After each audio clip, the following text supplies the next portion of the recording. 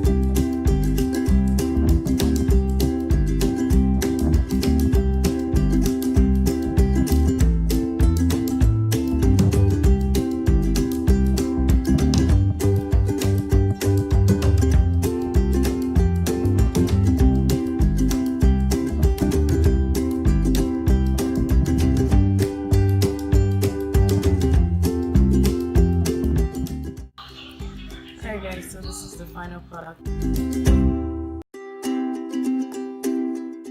here is a before and after a look.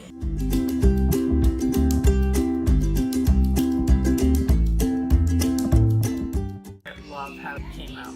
I'm going to go ahead and do the same on the other side. And voila! Here is the final look. The pearls look amazing. I absolutely love these boots now. Make sure that you're staying up to date with the blog and my Instagram page because I will be styling these soon if you want to see how I style them. Thanks for watching, and I'll see you on my next DIY.